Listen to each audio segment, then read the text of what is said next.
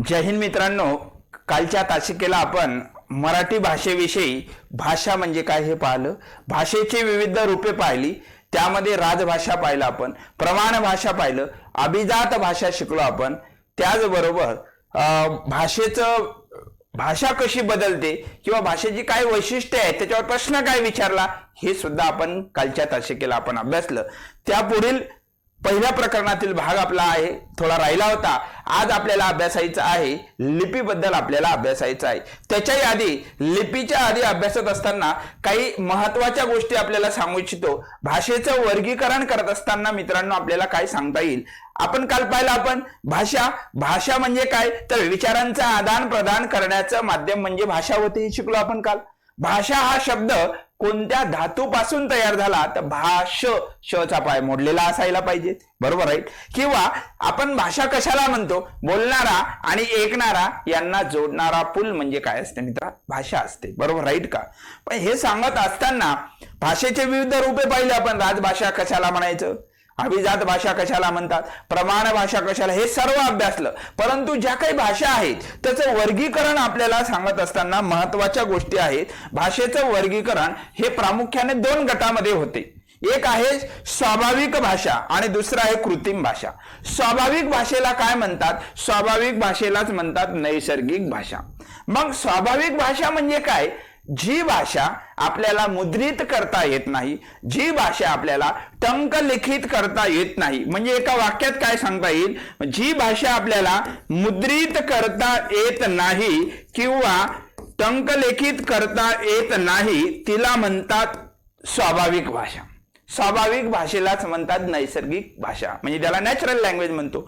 आणि जी भाषा याच्या अपोजिट, जी भाषा आपल्याला मुद्रित करता येते, मुद्रित करता येते म्हणजेच लिहिता येते तिला म्हणतात कृत्रिम भाषा। कृत्रिम भाषेला आपल्याला सांकेतिक रूप देता येते म्हणजेच तिला म्हणतात सांकेतिक भाषा। मग मित्रांनो उदाहरणार्थ समजा जर पक्ष्यांचे आवाज असतील किंवा खानाखुणा असतील, इशारे असतील, हे लिहिता येते का, नाही, पण हे एक प्रकारे भाषाच आहे। याला कोणती भाषा म्हणतात तर याला स्वाभाविक किंवा नैसर्गिक भाषा म्हणतात। ते मुद्रित करता येत नाही। लहान बालकाचं जेव्हा रडणं असते ते सुद्धा एक भाषाच असते। लहान मूल रडलं म्हणजे आईला समजते याला भूक लागली, काहीतरी झालं, म्हणजे ते एक प्रकारे भाषा आहे, पण ती आपल्याला मुद्रित करता येत नाही, तिला म्हणतात स्वाभाविक भाषा म्हणजेच नैसर्गिक भाषा। पण साहित्य लेखनासाठी जर प्रश्न असा आला, साहित्य लेखनासाठी खालीलपैकी कोणती भाषा वापरतात, नैसर्गिक का कृत्रिम, तर तिला कृत्रिमच लिहावं लागेल। कृत्रिम त्यालाच म्हणतात सांकेतिक। साहित्य लेखनासाठी सांकेतिक भाषा वापरतात, दैनंदिन जीवनासाठी आपण सांकेतिक म्हणजेच कृत्रिम भाषेचा वापर करत असतो, बरोबर आहे का।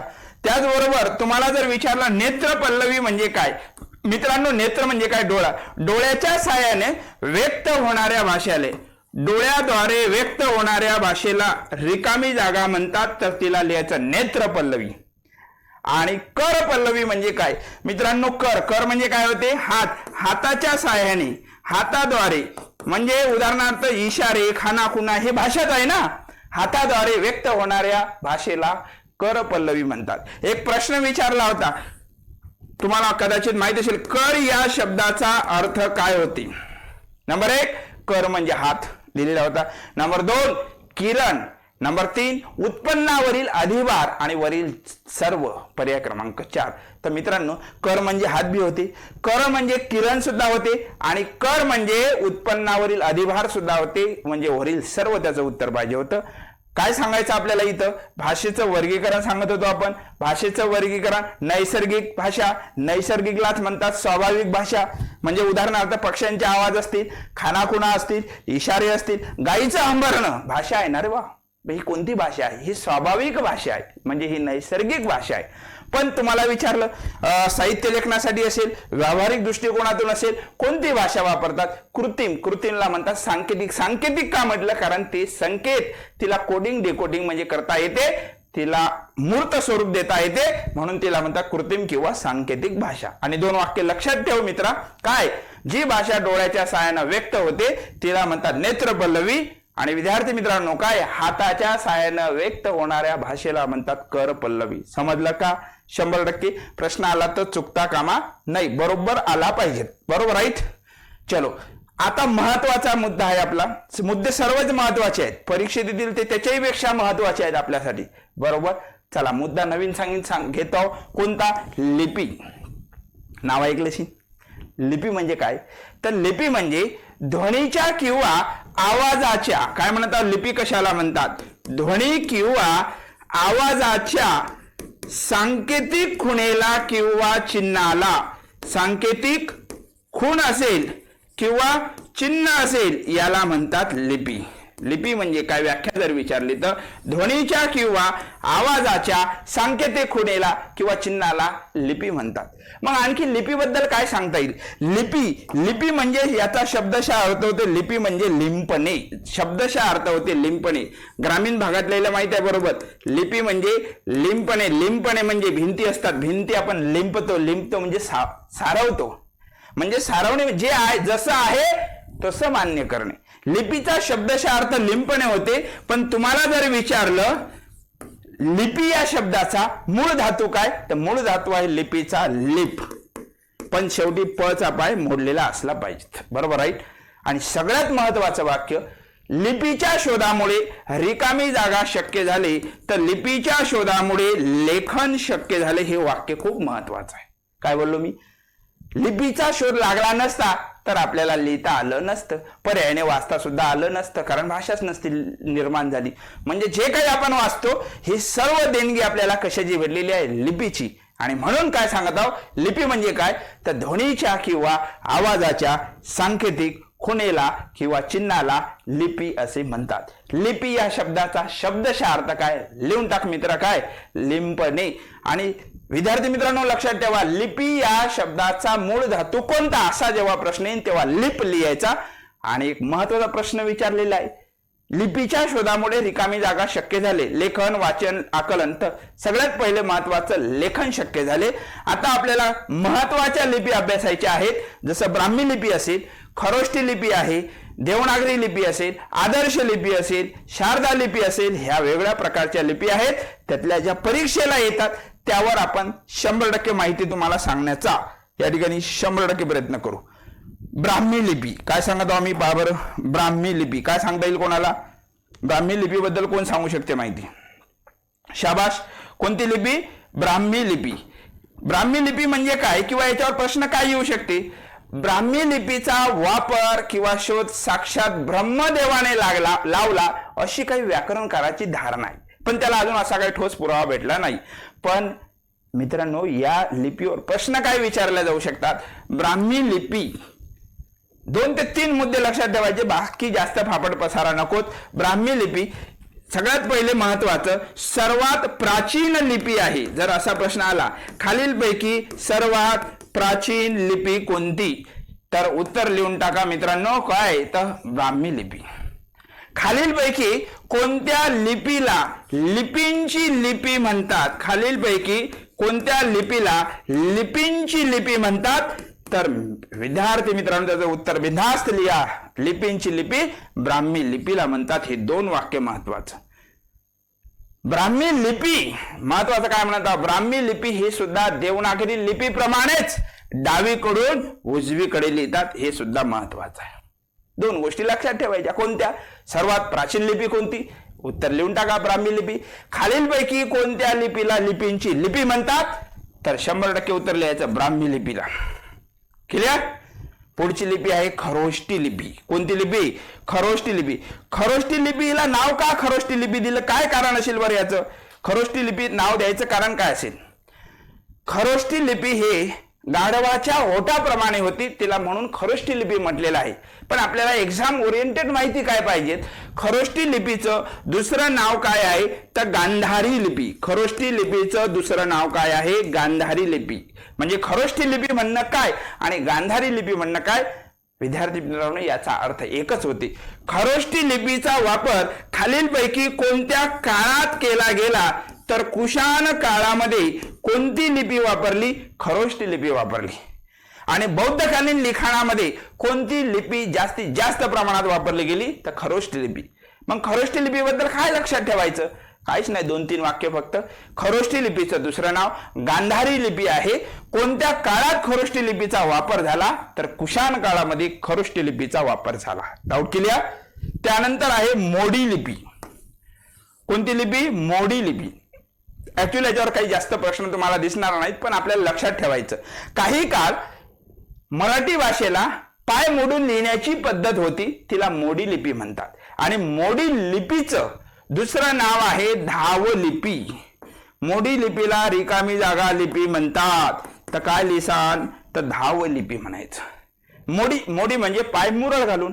काही काळ मराठीला पाय मोडून लिहिण्याची पद्धत होती, तिला रिकामी जागा लिपी म्हणतात, तर तिला मोडी लिपी म्हणतात. मोडी लिपीला रिकामी जागा लिपी म्हणतात, तर धावलिपी म्हणतात. Doubt clear? काय सांगितलं पहिले? ब्राह्मी लिपी, त्याच्यानंतर खरोष्टी लिपी, आता सांगितले मोडी लिपी. नेक्स्ट काय सांगू? आदर्श लिपी. कोणती लिपी? आदर्श. ऍक्च्युअली हा काही लिपीचा प्रकार आहे. आदर्श लिपी ही कन्सेप्ट आहे एक. म्हणजे आदर्श लिपी म्हणायचं कशाला? जसं तुम्हाला जर विचारलं देवनागरी लिपीला आदर्श लिपी म्हणतात, चूक का बरोबर? बिनधास्त लिहा बरोबर. मग आदर्श लिपी म्हणजे काय? तर आदर्श लिपी म्हणजे ज्या लिपीमध्ये प्रत्येक अक्षर हा स्वतंत्रपणे लिहिला जातो, प्रत्येक ध्वनी हे स्वतंत्रपणे उच्चारला जाते, तिला आदर्श लिपी म्हणतात. आणि म्हणून आपली देवनागरी लिपी ही आदर्श लिपी मानली जाते, कारण देवनागरी लिपीमध्ये प्रत्येक अक्षर, प्रत्येक चिन्ह हे स्वतंत्रपणे दर्शविला जाते, म्हणून देवनागरी लिपीला आदर्श लिपी म्हणतात. यामध्ये फक्त अपवाद एक आहे मित्रा.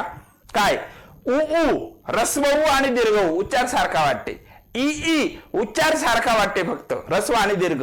बाकी प्रत्येक वर्णमालेचा कुठलाच कॉपी पेस्ट झालेला नाही, म्हणून देवनागरी लिपीला आपण विद्यार्थी मित्रांनो आदर्श लिपी मानलेला आहे. Doubt clear? म्हणजे तुम्हाला जर विचारलं देवनागरी लिपीला आदर्श लिपी म्हणतात, चूक का बरोबर? तर बिंदास उत्तर मारून टाकायचं बरोबर. काय शिकलो इथं आपण? ब्राह्मी लिपी शिकलो. 2 वाक्य लक्षात ठेवायचं. काय? लिपींची लिपी कोणत्या लिपीला म्हणतात? ब्राह्मी लिपीला म्हणतात.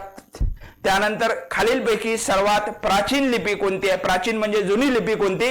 बिंदास उत्तर लिहायचं ब्राह्मी लिपी. खरोष्टी लिपी महत्वाचं. खरोष्टी लिपीचं दुसरं नाव गांधारी लिपी. आणि कुशाण काळामध्ये किंवा बौद्धकालीन लिखाणामध्ये कोणत्या लिपीचा वापर केला गेला? तर खरोष्टी लिपीचा. आणि मोडी लिपीचं दुसरं नाव काय? किंवा मोडी लिपीला रिकामी जागा लिपी असंही म्हणतात. काय लिहायचं? मोडी लिपीला रिकामी जागा लिपी असंही म्हणतात, तर मोडी लिपीला धावलिपी असंही म्हणतात. पाय मुरळ घालून म्हणजे मोडून लिहिलेली लिपी. सर्वात महत्वाची लिपी ज्याच्यावर वारंवार प्रश्न विचारलेला असतो, देवनागरी लिपी. देवनागरी लिपीची वैशिष्ट्ये मित्रांनो, याच्यावर 2 ते 3 वेळा प्रश्न विचारला, पण प्रश्न हा सीसॅट मध्ये होता. मुद्दामून शॉर्ट मध्ये वैशिष्ट्य दिले म्हणजे जेणेकरून तुमचं लक्ष विचलित नाही झालं पाहिजे याच्यावर. म्हणजे 3 वेळा प्रश्न विचारलेला आहे. तुम्ही पहा, PYQ पहा की देवनागरी लिपीची वैशिष्ट्ये, योग्य पर्याय निवडा, अ बरोबर ब असे सीसॅट मध्ये प्रश्न विचारलेला आहे. हे सर्व वैशिष्ट्ये महत्वाची आहेत. त्याच्याही आधी देवनागरी लिपीबद्दल आपल्याला काय सांगता येईल? देवनागरी लिपीचा शोध कोणी लावला? उत्तर मित्रांनो लिहायचं, देवनागरी लिपीचा शोध हा आर्य लोकांनी लावला. आर्य हे स्वतःला देव मानत.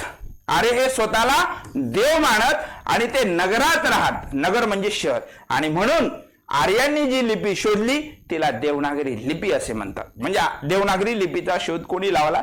तर आर्य लोकांनी लावला.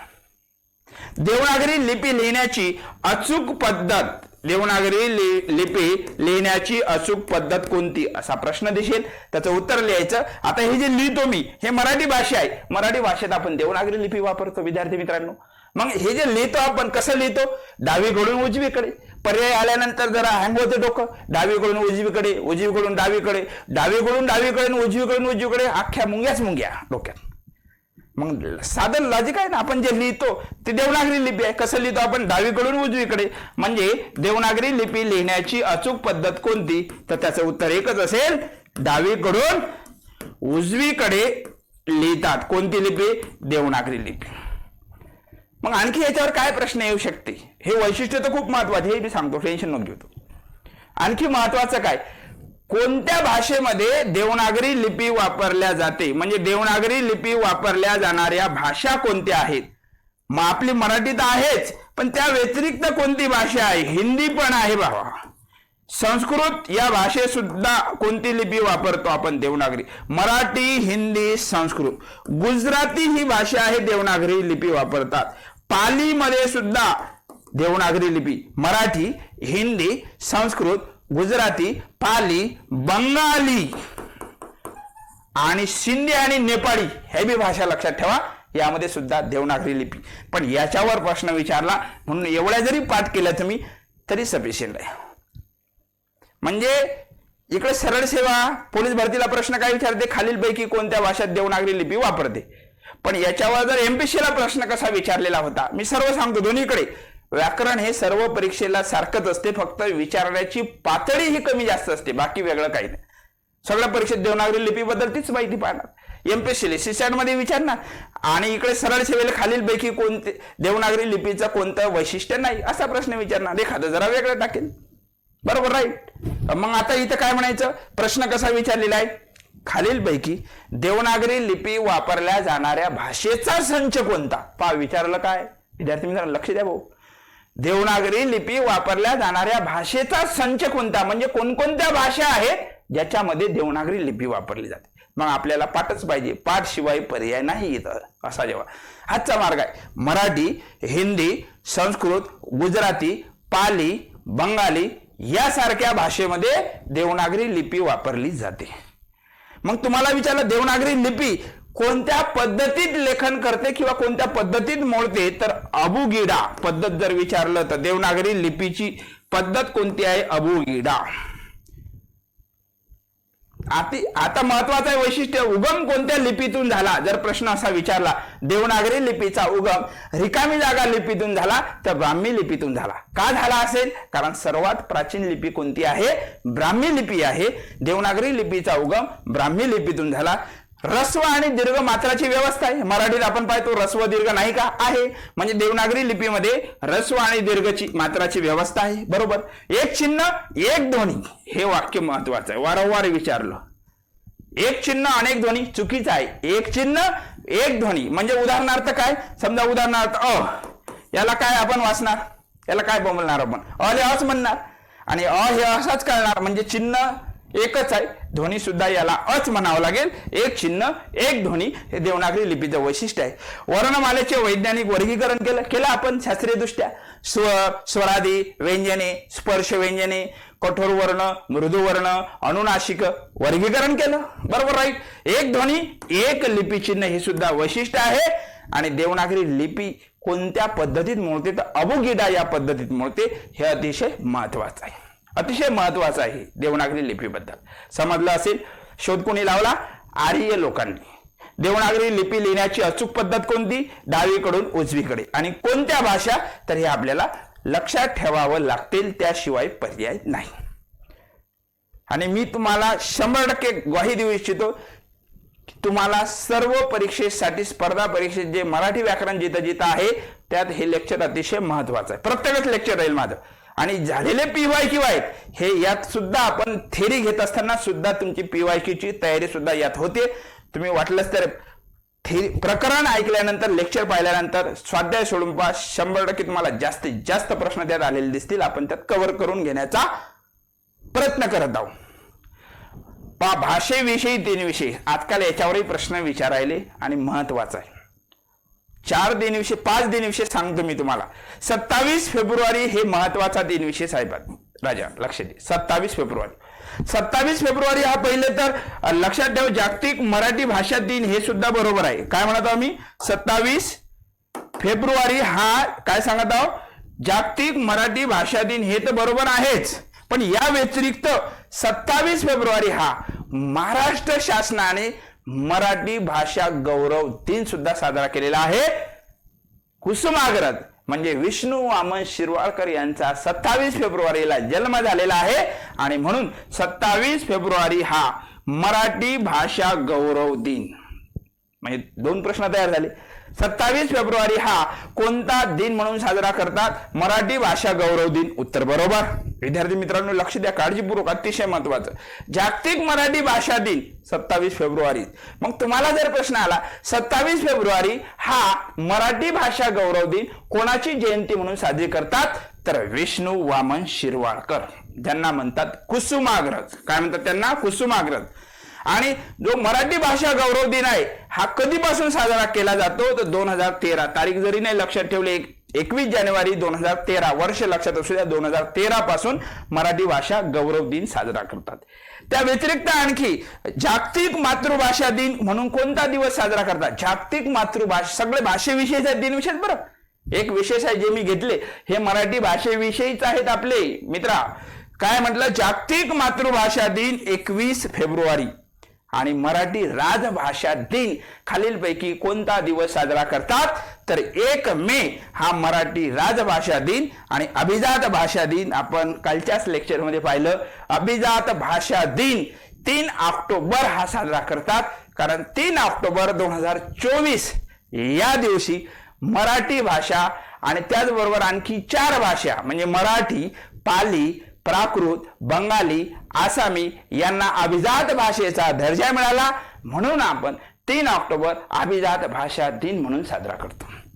आणि आणखी सांगितलं होतं, आठवत असेल तुम्हाला, 3 ते 9 ऑक्टोबर हा अभिजात भाषा सप्ताह म्हणून साजरा करतात. हे सर्व पाठांतराचं आहे आणि हे पाठ म्हणजे पाठ डायरेक्ट मस्तकात गेलं पाहिजे. आणि कुसुमाग्रज बद्दल आणखी काय सांगता येईल? कुसुमाग्रज यांना मराठी भाषेसाठी ज्ञानपीठ पुरस्कार भेटलेला आहे. मराठी भाषेसाठी त्यांना दुसरा ज्ञानपीठ पुरस्कार भेटला 1987 मध्ये त्यांच्या विशाखा या काव्य संग्रहासाठी. विशाखा हा झाला प्रश्न तयार. विशाखा हा काव्य संग्रह कोणाचा आहे? कुसुमाग्रज यांचा आहे. कुसुमाग्रज म्हणजे कोण? विष्णू वामन शिरवाडकर. म्हणजे आतापर्यंत जर तुम्हाला असा प्रश्न विचारला किंवा आला, आतापर्यंत किती मराठी साहित्यिकांना ज्ञानपीठ पुरस्कार भेटलेला आहे मराठी साहित्यिकांना, तर विद्यार्थी मित्रांनो आतापर्यंत 4 मराठी साहित्यिकांना ज्ञानपीठ पुरस्कार भेटलेला आहेत. 1974 वि. स. खांडेकर त्यांच्या ययाती या कादंबरीसाठी. नंबर 2 जे व्यक्तिमत्व आपल्या समोर दिसते विष्णू वामन शिरवाडकर, विशाखा या काव्य संग्रहासाठी 1987 मध्ये. नंबर 3 2003 सांगितलं मी तुम्हाला मागच्या लेक्चरमध्ये, 2003 मध्ये भेटलेला आहे विंदा करंदीकर यांच्या अष्टदर्शनी या साहित्य कृतीसाठी. आणि 2014-15 मराठी भाषेसाठी ज्ञानपीठ पुरस्कार भेटलेला आहे कोणाला? भालचंद्र नेमाडे त्यांच्या हिंदू जगण्याच्या समृद्ध अडगड या कादंबरीसाठी. आणखी आता एवढं पाहिल्यानंतर आणखी एखादा प्रश्न काय येऊ शकते? प्रश्न असा येऊ शकते, माझ्या मराठी मातीस लावा ललाटास डिळा, हिच्या संघाने जागल्या दऱ्या खोऱ्यातील शिळा. असा मराठी भाषेचा गौरव कोणी केलेला आहे? तर कोणी केला? विष्णू वामन शिरवाडकर, कुसुमाग्रज यांनी केलेला आहे. Doubt clear? अरे डाऊट क्लिअर का? माहीत असलं पाहिजे. मराठी भाषेचा गौरव करताना आणखी सांगितलं तुम्हाला, लाभले आम्हा असं भाग्य बोलतो मराठी, असा मराठी भाषेचा गौरव. मागचं लेक्चर पाहतो मी. असा मराठी भाषेचा गौरव कोणी केला? असा सुरेश भट यांनी केलेला आहे. मराठी असे माय बोली, मराठी असे माय बोली, असा मराठी भाषेचा गौरव माय बोली सांगा कोण केला? असं माधव जुलेनने केलेला आहे. Doubt clear? ही गोष्ट तुमच्या विसरता कामा नाही. कुठल्याही PYQ मध्ये यातला एखादा प्रश्न मी टाकणारच आहोत, तेव्हा तुमचा चुकला पाहिजेत नाही. Doubt clear? चलो नेक्स्ट. आणखी काय माहिती आहे आपल्याला पाहिजे? शिलालेख. पहा तुमचा आवडता प्रश्न आला. शिलालेखवर प्रश्न विचारला जातो, लक्षात ठेवा. कशावर? शिलालेख. शिलालेख म्हणजे काय? शिलालेख आणि शिल्प या दोन मध्ये फरक आहे मित्रांनो. शिलालेख आणि शिल्प यामध्ये फरक आहे. शिलालेख म्हणजे काय? दगडावर कोरलेला लेख त्याला म्हणतात शिलालेख. शब्द समाबद्दल शब्द येते आपल्याला. आणि शिल्प म्हणजे काय? तर दगडावर केलेलं कोरीव काम त्याला म्हणतात शिल्प. असा शब्द रचनेत फरक आहे. शिलालेख आणि शिल्प, दगडावर कोरलेला लेख म्हणजे शिलालेख आणि दगडावर केलेलं कोरीव काम हे लिहिलेलं आहे इथं. म्हणजे तुम्हाला नंतर डाऊटच नाही, दगडावर केलेलं कोरीव काम त्याला म्हणतात शिल्प. हे तुमच्यासाठी सर्व बनवलेलं आहे. ऍक्च्युली हे तुम्ही तर सर्व पाठच आहे, त्याचा काही विशेष नाही, पण हे तुम्हाला वाचता नाही. 100% जेव्हा तुम्ही वारंवार 1-2 वेळा ऐकसान लेक्चर तेव्हा तुमचं डायरेक्ट मस्तकात जाईल, म्हणजे जेणेकरून परफेक्ट. ओके. मग शिलालेख सांगत असताना त्यातला पहिला सांगतो मी तुम्हाला श्रवण बेळगोळ शिलालेख. आपण ऐकलेलं आहे, बऱ्याच पुस्तकात ऐकलेले बी आहे की मराठी भाषेतील पहिला शिलालेख कर्नाटक राज्यातील श्रवणबेळगोळ येथे बाहुबलीच्या म्हणजे गोमटेश्वराच्या पुतळ्याजवळ सापडला. इसवी सन पूर्व 983 मध्ये सापडला. श्री चामुंडराय करविले हे त्यावर आद्यवाक्य लिहिलेलं होतं. मग यात आणखी बी सुद्धा संशोधन झालेलं आहे, जसं अभिजात भाषा समितीचा आपला अहवाल आला, त्यांचं म्हणणं वेगळं आहे. म्हणजे याच्यावर आणखी प्रश्न सुद्धा येऊ शकते. मग आता सध्या आपल्याला 3 गोष्टी इथं लक्षात ठेवायच्या शिलालेखामध्ये. पहिले तर आपण काय लक्षात ठेवलं, दगडावर कोरलेला लेख म्हणजे शिलालेख. फिट मध्ये करून ठेवा, लक्ष द्या, काही जण लक्ष द्यायले नाही इकडे. आणि दगडावर केलेलं कोरीव काम म्हणजे काय, तर शिल्प म्हणतात त्याला. मग तुम्हाला जर विचारलं मराठी भाषेतील पहिला शिलालेख श्रवणबेळगोळ येथे कोणत्या राज्यात सापडला, तर कर्नाटक राज्यात. कोणत्या पुतळ्याजवळ, बाहुबलीच्या म्हणजे गोमटेश्वराच्या. इसवी सन पूर्व 983 वर्ष विचारत नाहीत पण माहित असावं. आणि महत्वाचं हे श्रवणबेळगोळ येथे सापडलेल्या शिलालेखाला आद्य शिलालेखाचा मान कोणी दिला, तर हे नाव महत्वाचं, विका राजवाडे. असा प्रश्न येऊ शकते की श्रवणबेळगोळ येथे जो पहिला शिलालेख सापडला याला आद्य म्हणजे पहिल्या शिलालेखाचा मान कोणी दिला, तर विका राजवाडे. हे महत्वाचं आहे. आणि हीच ती हाच तो शिलालेख सापडलेला आहे, हीच त्याची प्रतिकृती. Doubt clear. पण आणखी संशोधन करत असताना यामध्ये काही व्याकरणकारांनी नवीन शिलालेख सुद्धा शोधले. नाणेघाट शिलालेख ऐकलं का तुम्ही, जो 2013चा अभिजात भाषा समितीचा अहवाल आहे, त्या अहवालाने पुणे जिल्ह्यातील जुन्नर जवळ, काय म्हटलं मी, पुणे जिल्ह्यातील जुन्नर जवळच्या नाणेघाटामध्ये शिलालेख असून महारठीनो हेच ते आकृती महारठीनो असे कोरलेले आहे. आणि ज्ञात शिलालेखापैकी तो आद्य शिलालेख मानला जातो असं कोण म्हणते, असा आपला मराठी भाषा अभिजात भाषेचा 2013चा अहवाल म्हणते. आणि हे शासनाचा आहे, त्यामुळे हे आपल्याला मान्यच करावं लागेल. मग बऱ्याच मित्रांच्या मनात शंका येते, बरेच विद्यार्थी सुद्धा विचारतात, सर पहिला शिलालेख कोणता लिहायचा. कन्फर्म सांगतो, पहिला शिलालेख कोणता असा जेव्हा प्रश्न येईल तेव्हा उत्तर पर्यायामध्ये जर नाणेघाट दिलं तर 100% हेच उत्तर लिहायचं. कारण हा लेटेस्ट संशोधनानुसार अभिजात भाषेच्या समितीचा अहवाल म्हणते. पण जर नाणेघाट शिलालेख पर्याय नसेल तर मग आपलं उत्तर तेच राहील, श्रवणबेळगोळ गोमटेश्वराच्या पुतळ्याजवळ, कर्नाटक राज्य, जिल्हा हसन. बरोबर. पण त्याच्यानंतर याचं संशोधन केलं, हे जर पर्याय असेल तर 100% हे लिहून टाका. आणि त्याचबरोबर अक्षी कुठं आहे, रायगड, अलिबाग, रायगड येथे अक्षी शिलालेखाला सुद्धा आद्य शिलालेखाचा मान द्यायला पाहिजे असं कोण म्हणते, डॉक्टर शंगो तुळपुळे यांचं म्हणणं आहे. पण प्रश्न शक्यतो तुम्हाला आतापर्यंत जो प्रश्न आलेला आहे तो श्रवणबेळगोळ याच्यावर आलेला आहे. पण आता सुद्धा मी तुम्हाला नवीन संशोधनानुसार सांगत आहोत, 2013च्या अभिजात भाषा समितीच्या अहवालानुसार नाणेघाट शिलालेख हा सुद्धा आद्य शिलालेख मानलेला आहे. Doubt clear. म्हणजे जसा पर्याय तसं आपलं उत्तर सुद्धा तिथं आपल्याला प्रेझेंट करता आलं पाहिजे विद्यार्थी मित्रांनो. समजलं का? ओके. शिलालेख आणि शिल्प यात फरक आहे. दगडावर कोरलेला लेख म्हणजे शिलालेख आणि दगडावर केलेलं कोरीव काम म्हणजे शिल्प, हा त्यातला फरक आहे. महत्वाचा आहे, वारंवार परीक्षेला विचारलेला आहे 100%. लेखक आणि ग्रंथ. विवेक सिंधू हा ग्रंथ कोणी लिहिला, विवेक सिंधू हा ग्रंथ मुकुंदराज यांनी लिहिला. माहीम भट हा ग्रंथ कोणी लिहिला, माहीम भट यांना मराठी भाषेची आद्य प्रवर्तक म्हणतात. माहीम भटांनी कोणता ग्रंथ लिहिला, लीळाचरित्र. भावार्थ दीपिका म्हणजे ज्ञानेश्वरी कोण लिहिली, ज्ञानेश्वर महाराजने लिहिलेली आहे. सेतुबंध लक्षातच ठेवा लागेल, नो एक्सक्यूज इथं. सेतुबंध हा ग्रंथ कोणाचा आहे, हा प्रवर सेन यांचा आहे. म्हणजे सेतुबंध हा एकदम व्यवस्थित तुमच्यासाठी तयार केलेला आहे. पंचवार्तिक हा ग्रंथ कोणी लिहिलेला आहे, भीष्माचार्य यांनी लिहिलेला आहे. आणि शाकुंतल जो विचारलेला आहे, शाकुंतल हा कोण लिहिलेला आहे, कालिदास यांनी लिहिलेला आहे. आणि the grammar of Maratha language हे पुस्तक लिहिलेलं आहे मराठी व्याकरणाचं पहिलं 1805 मध्ये कोणी, विल्यम कॅरी. म्हणजे आता जास्त वारंवार मी बोलता तुम्हाला पाठ करावं लागेल आणि पाठ केल्याशिवाय दुसरा पर्याय नाही. आणखी यावर काय विचारलं जाऊ शकते पहा, इथं तुमच्यासाठी सोडवण्यासाठी 4 प्रश्न तयार केले. प्रश्न आहेत 4 मुद्दामून एकदम शॉर्ट मध्ये घेतलेले, याच्यासाठी की तुमची नजर फिरली नाही पाहिजे इकडे तिकडे. मराठी भाषेचे व्याकरण हे पुस्तक, हे सर्व पुस्तक आहे. हे पुस्तके कोणी लिहिले हे तुम्हाला सांगायचं आहे. मराठी भाषेचे व्याकरण कोणी लिहिलेलं आहे? कुठं कुठं त्याचा उल्लेख महाराष्ट्र भाषेचं व्याकरण असं बी आहे. तर हे मराठी भाषेचे जे आपले पाणिनी आहेत कोण? दादोबा पांडुरंग तर्खडकर.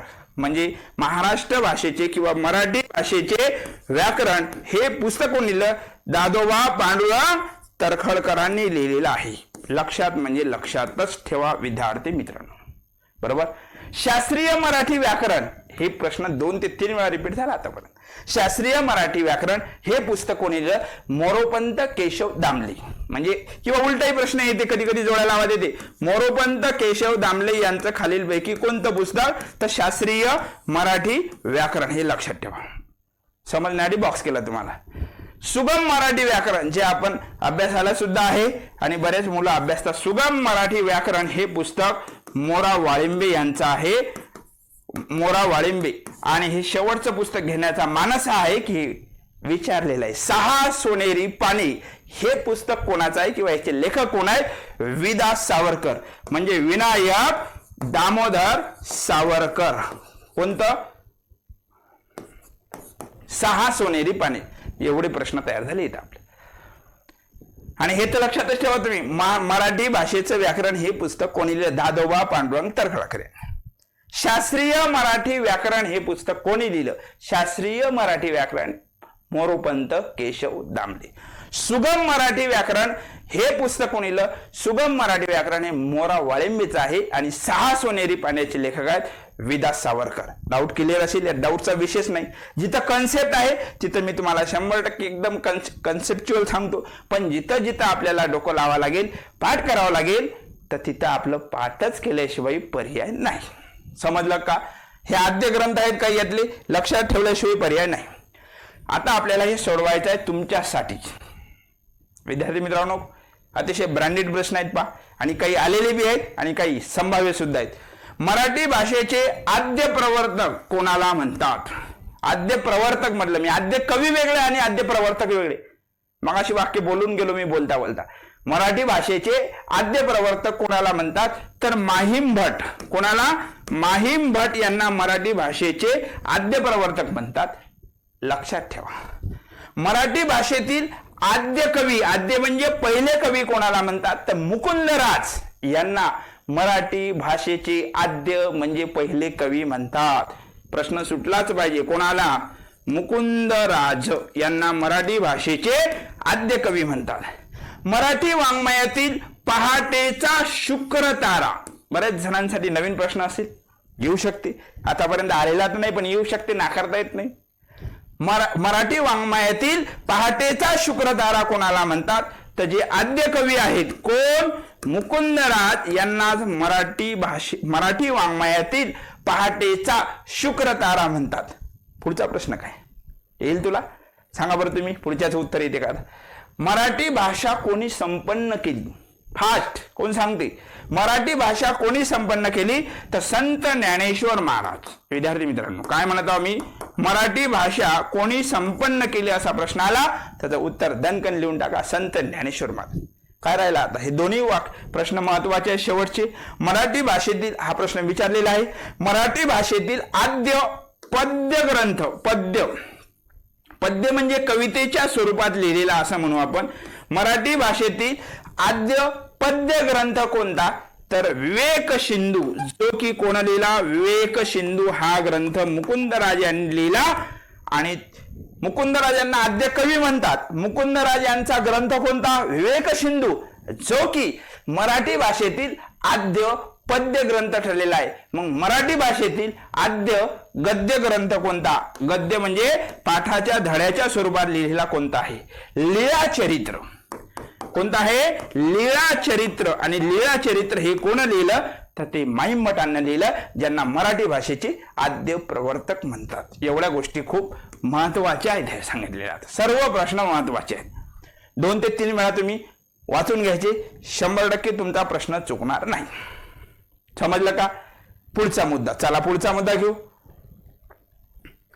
भाषेचे मूलभूत घटक. आता इथं थोडी कन्सेप्ट आहे, तर इथं कन्सेप्ट सांगतो तुम्हाला. भाषेचे मूलभूत घटक याच्यावर प्रश्न विचारलेला आहे. भाषेचा मूलभूत घटक कोणता असा किंवा आद्य घटक कोणता असाही प्रश्न विचारलेला आहे. ध्वनी, अक्षर, शब्द, वाक्य, व्याकरण हे सर्व भाषेचे घटक आहेत. ध्वनी हा भाषेचा घटक आहे, वर्ण भाषेचा घटक आहे, अक्षर भाषेचा घटक आहे, शब्द, वाक्य, व्याकरण हे सर्व काय आहेत, हे भाषेचे घटक आहेत. मग यामध्ये आपल्याला काय शिकायचं आहे, सगळ्यात महत्वाची एक कन्सेप्ट आहे, ही गोष्ट खूप महत्वाची आहे. भाषेच्या मूलभूत घटकामध्ये ध्वनी आणि मूलध्वनी यातला फरक सांगतो मी. ध्वनी कशाला म्हणतात आणि मूलध्वनी. पहिले तर लक्षात ठेवा, ध्वनीचं दुसरं नाव आहे स्वन. ध्वनीला काय म्हणतात, स्वन असंही म्हणतात. मग तुम्हाला जर प्रश्न विचारला, पहिले ध्वनीच्या आधी मूलध्वनी सांगतो, म्हणजे मूलध्वनी समजलं की ध्वनी समजते. मूलध्वनीला वर्ण म्हणतात. वर्णाची व्याख्या आपल्याला माहित आहे, तोंडावाटे निघणाऱ्या मूलध्वनीला वर्ण म्हणतात. मग काय म्हणतो, मूलध्वनी आणि वर्ण याचा अर्थ एकच आहे. वर्णामध्ये स्वर येऊ शकते, स्वरादी बी येऊ शकते, व्यंजन सुद्धा येते. म्हणजे मूलध्वनीचे अधिक विभाजन करता येत नाही. उदाहरणार्थ समजा मी जर म्हटलं अचं विभाजन करता येईल का, नाही. मी जर म्हटलं क चा पाय मोडलेला आहे, व्यंजन हा एक मूलध्वनी आहे, याचं विभाजन करता येईल का, नाही. किंवा मी म्हटलं अम हा काय आहे, हा स्वरादी आहे, याचं विभाजन करता येत नाही. हे काय आहेत, मूलध्वनी. मूलध्वनीमध्ये काय काय येते, मूलध्वनी मध्ये स्वर येते, स्वरादी येते आणि व्यंजन सुद्धा येतात. म्हणजे मूलध्वनीचं अधिक विभाजन करता येत नाही. मूलध्वनीला वर्ण असे म्हणतात. पण आता काय म्हणायचं आपल्याला, ध्वनी म्हणजे काय, तर ध्वनी हा भाषेतील मूलभूत घटक आहे. मूलध्वनीच्या एकत्रीकरणातून म्हणजे उदाहरणार्थ समजा क आहे, क हा मूलध्वनी आहे का ध्वनी आहे, क हा ध्वनी आहे. कारण क हा क अधिक अ पासून तयार झालं. क हा एक मूलध्वनी आहे आणि अ हा एक मूलध्वनी आहे. या मूलध्वनीच्या एकत्रीपासून क हा ध्वनी तयार झालेला आहे. म्हणजे याचा अर्थ काय, मूलध्वनीच्या एकत्रीकरणातून रिकामी जागा तयार होतो, ध्वनी तयार होतो. उदाहरणार्थ समजा आता इथं म्हटलं ख अधिक आ लिहिले इथं खा. खा हा ध्वनी म्हणायचं का मूलध्वनी, तर हा ध्वनी आहे, हे लक्षात ठेवा. मग ध्वनीमध्ये फरक काय, सरळ फरक एका वाक्य सांगतो तुम्हाला सरळ. मूलध्वनीचं दुसरं नाव आहे वर्ण. मूलध्वनीचं विभाजन करता येत नाही, त्याची फोड करता येत नाही. स्वर, स्वरादी, व्यंजन हे मूलध्वनीत असतात. पण जेव्हा एखाद्या व्यंजनामध्ये स्वर मिसळतो तेव्हा तो ध्वनी तयार होते, ध्वनीला स्वन म्हणतात. म्हणून भाषेचा मूलभूत घटक ध्वनी आहे. मूलध्वनीच्या एकत्रीकरणातून रिकामी जागा तयार होतो, ध्वनी हे महत्वाचं आहे. म्हणजे खा हा काय आहे, ध्वनी आहे. पण मी जर म्हटलं ख त्याचा पाय मोडलेला, तर हा मूलध्वनी आहे. हा दोन मध्ये फरक आहे, समजलं का. आणि ध्वनीचं दुसरं नाव काय, स्वन. ध्वनीला स्वन असंही म्हणतात. क्लिअर. आणखी भाषेच्या मूलभूत घटक मध्ये शिकत असताना काय लक्षात ठेवावं लागेल, भाषेचे मूलभूत घटक, अक्षर हा भाषेचा मूलभूत घटक आहे, शब्द हा भाषेचा मूलभूत घटक आहे, वाक्य सुद्धा आहे. एक एक कन्सेप्ट आपण क्लिअर करू. अक्षर कशाला म्हणतात, अक्षर म्हणजे काय, तर नाश न पावणारा ध्वनी किंवा सांकेतिक चिन्ह म्हणजे अक्षर. नावातच आहे अक्षर. जे कधीच क्षर पावत नाही त्याला म्हणतात अक्षर. व्यंजन अधिक स्वर यांच्या एकत्रीकरणातून रिकामी जागा तयार होते, अक्षर तयार होते. क झाला, ख झाला, म झाला, ही अक्षर आहेत. पण अक्षरामध्ये विद्यार्थी मित्रांनो, अक्षरामध्ये स्वर मिसळलेला असतो, म्हणून अक्षराचा पाय हा मोडून लिहत नाहीत. म्हणजे उदाहरणार्थ क ची फोड कशी करतो आपण, क अधिक अ. ख ची फोड कशी करणार, ख अधिक अ, बरोबर राईट का. म्हणजे मला काय सांगायचं आहे, व्यंजन त्यामध्ये जेव्हा एक स्वर मिसळला जातो तेव्हा काय तयार होते, अक्षर. म्हणजे जेव्हा कोणत्याही व्यंजनामध्ये एखादा शेवटी स्वर येते तेव्हा ते तयार होते अक्षर. अक्षर आणि जोडाक्षरात फरक आहे. अक्षर हा भाषेचा घटक आहे. व्यंजन अधिक स्वर असं जेव्हा येते तेव्हा ते तयार होते जोडाक्षर. पण आपल्याला पाहायचं अक्षराचा पाय कधीच मोडून लिहत नाहीत. का लिहत नाहीत, कारण अक्षर ही स्वतंत्र उच्चाराची असतात. जसं स्वराचा पाय आपण मोडून लिहत नाहीत, तशी अक्षराचा पाय मोडून लिहत नाहीत. का, तर अक्षरामध्ये ऑलरेडी स्वर मिसळलेला असतो. डोक्यात एवढंच ठेवा, अक्षर बरोबर व्यंजन अधिक स्वर. सांग, बोल तू. व्यंजन अधिक स्वर बरोबर अक्षर. अक्षर म्हणजे नाश न पावणारा ध्वनी किंवा सांकेतिक चिन्ह. अक्षराचा पाय कधीच मोडून लिहायचा नाही, आणि जर पाय मोडलेला असेल तर ते कधीच अक्षर नसते, तेव्हा ते व्यंजन असते. मग अक्षर हा भाषेचा घटक आहे. विधान बरोबर. जेव्हा अनेक अक्षरं एकत्र येतात आणि एक मालिका तयार होते त्याला म्हणतात शब्द. शब्द कशा मिळून बनते? अक्षरा मिळून. म्हणजे शब्द कशाला म्हणतात? अक्षरांची जेव्हा आपण क्रमबद्ध व अर्थपूर्ण मांडणी करतो तेव्हा त्याला रिकामी जागा म्हणतात, त्याला शब्द म्हणतात. म्हणजे उदाहरणार्थ समजा आता कमळ हा एक शब्द आहे, बदक हा एक शब्द आहे, पाणी हा शब्द आहे. हे कशा मिळून तयार झाले? हे अक्षरा मिळून तयार झाले. पण अक्षराची काय केली दादा आपण? अक्षराची अर्थपूर्ण मांडणी केली, आणि जेव्हा अनेक अक्षर एकत्र आले त्यातून तयार झाला आपला शब्द. बरोबर, राईट? म्हणजे अक्षरापासून काय तयार होते? शब्द तयार होतात. आणि जेव्हा अनेक शब्द एकत्र येतात आणि जो आपला एक अर्थपूर्ण विचार तयार होते तेव्हा त्याला आपण वाक्य म्हणतो. वाक्य म्हणजे काय? तर वाक्य म्हणजे पूर्ण अर्थाचे बोलणे म्हणजे वाक्य. किंवा वाक्य म्हणजे काय? तर राजा वाक्य म्हणजे अर्थपूर्ण विचार म्हणजे वाक्य. आणखी वाक्य कशाला म्हणतात? तर शब्दांची क्रमबद्ध, म्हणजे शब्द मिळून वाक्य तयार झालं. म्हणजे मी जर म्हटलं भारत माझा देश आहे, पक्षी मासा पकडतो, आई स्वयंपाक करते, हे वाक्य आहेत. हे कशा मिळून बनले? हे शब्दा मिळून बनले. म्हणजे वाक्य म्हणजे काय? तर शब्दांची क्रमबद्ध, शब्द पण कसे? क्रमबद्ध व अर्थपूर्ण जेव्हा मांडणी केली जाते तेव्हा काय तयार होते? वाक्य तयार होते. 3 व्याख्या सांगितले मी. आता जर तुमच्या लक्षात असेल वाक्याच्या कोणत्या? शब्दांच्या क्रमबद्ध व अर्थपूर्ण मांडणीला रिकामी जागा म्हणतात, तर वाक्य म्हणतात. वाक्य म्हणजे रिकामी जागा. पर्याय दिसेल अर्थपूर्ण विचार, दणकन लिहून टाक. पूर्ण अर्थाचे बोलणे म्हणजे रिकामी जागा, वाक्यच होते. आणि वाक्य हा एक भाषेचा घटक आहे, यातील मात्र शंका नाही. 3 गोष्टी पाहिल्या आता आपण. अक्षरापासून तयार झाला शब्द, शब्दापासून तयार झालं वाक्य. आणि अक्षर हे कसं तयार झालं? तर काहीच नाही. अक्षर हे व्यंजन अधिक स्वर पासून अक्षर तयार झालं. अनेक अक्षर एकत्र आले. पेन हे काय? शब्द आहे. पेन हा शब्द आहे.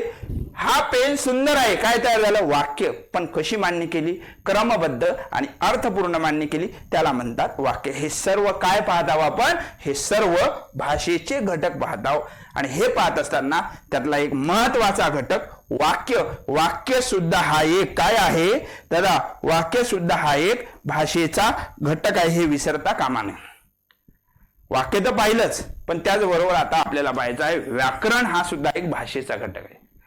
म्हणजे आतापर्यंत कोणते पाहिले? ध्वनी हा भाषेचा मूलभूत घटक आहे पाहिलं. ध्वनीनंतर आपण काय पाहिलं? ध्वनी पाहिलं आपण, बरोबर आहे का? त्याच्यानंतर पाहिलं आपण शब्द हा भाषेचा घटक आहे. शब्दापासून तयार काय झालं? अनेक शब्द एकत्र आले, काय तयार झालं? म्हणजे त्याच्याही आधी आपण काय म्हटलं? अक्षर. ध्वनी हा भाषेचा घटक आहे, अक्षर हा भाषेचा घटक आहे. अक्षर एकत्र येऊन शब्द तयार झाला, शब्द हा एक भाषेचा घटक आहे. अनेक शब्द एकत्र येऊन वाक्य तयार झाले, आणि या वाक्याचा ज्यात अभ्यास केला जातो ते शास्त्र म्हणजे आपलं व्याकरण. म्हणजेच भाषेचं स्पष्टीकरण करणारे वारंवार रिकामी जागा आलेला आहे. व्याकरण म्हणजे रिकामी जागा. पर्याय दिसेल भाऊ तुला. भाषेचं स्पष्टीकरण करणाऱ्या शास्त्राला व्याकरण म्हणतात. व्याकरण या शब्दाची संस्कृतमध्ये फोड वि अधिक आ अधिक कृ असं होते.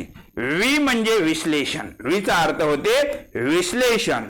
आ म्हणजे आकलन, आणि कृ हा संस्कृत मध्ये धातू असून त्याचा अर्थ होते करणे. म्हणजे काय हो? जे शास्त्र भाषेचं विश्लेषण आणि आकलन करते त्याला म्हणतात व्याकरण. 2 गोष्टी झाल्या इथे क्लिअर. कोणत्या? व्याकरण म्हणजे काय? तर भाषेचं स्पष्टीकरण करणारं शास्त्र म्हणजे व्याकरण. बरोबर, राईट? किंवा व्याकरण या शब्दाची फोड कशी करतात? वि अधिक आ अधिक कृ म्हणजे व्याकरण. व्याकरणाला महर्षी पतंजलीने शब्दानुशासन म्हटले. महर्षी पतंजलीने व्याकरणाला कशाची उपमा दिली? शब्दानुशासन. प्रश्न येऊ शकते. शब्दानुशासन, शासन म्हणजे नियम, जिथं शब्दावर नियम लादले जातात असं शास्त्र म्हणजे व्याकरण, असं कोण म्हणते? महर्षी पतंजली.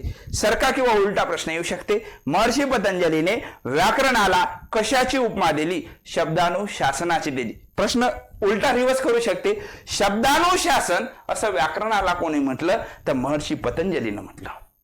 आपले दैनंदिन व्यवहार, आपले दैनंदिन सकाळी उठल्यापासून ते संध्याकाळी झोपेपर्यंत आपण जो काही संवाद साधतो तो भाषेद्वारे साधतो, आणि जिथं भाषा आली तिथं व्याकरण आलंच. म्हणजे आपले दैनंदिन व्यवहार ज्या नियमांनी चालतात त्याला सुद्धा म्हणतात व्याकरण. असं कोण म्हणते? असं श्रीपाद भागवत म्हणतात. म्हणजे दैनंदिन व्यवहार ज्या नियमांनी चालतात त्याला सुद्धा व्याकरण म्हणतात, अशी व्याख्या श्रीपाद भागवत यांनी केलेली आहे. कोणाबद्दल? व्याकरणाबद्दल. आणि हा एक आता लेटेस्ट 2022 आलेला प्रश्न आहे, तुम्हाला सोडवायचं.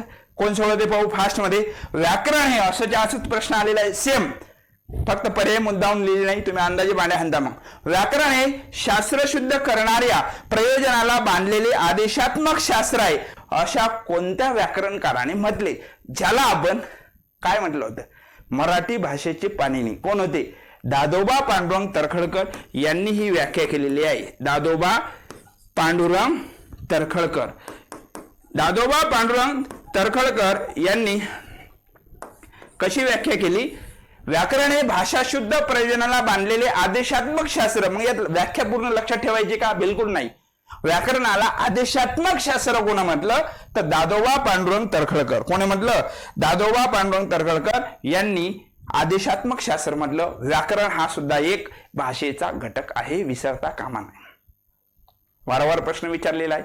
पहिलंच वाक्य जे वर आपण टाईप केलेलं आहे कोणतं? व्याकरण म्हणजे रिकामी जागा, तर भाषेचे स्पष्टीकरण करणारे शास्त्र. व्याकरण या शब्दाची फोड वि अधिक आ अधिक कृ अशी होते. वि म्हणजे विश्लेषण, आ म्हणजे आकलन. जे शास्त्र भाषेचं विश्लेषण आणि आकलन करते त्याला म्हणतात व्याकरण.